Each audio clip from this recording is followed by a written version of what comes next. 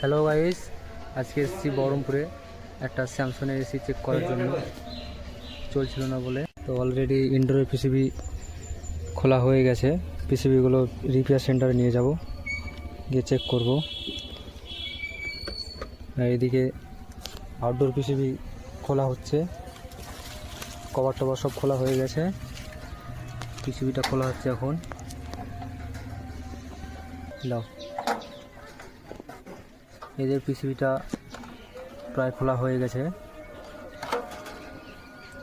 Jack ট্যাক সব খুলে পিসিবিটা খোলা কমপ্লিট হয়ে গেছে।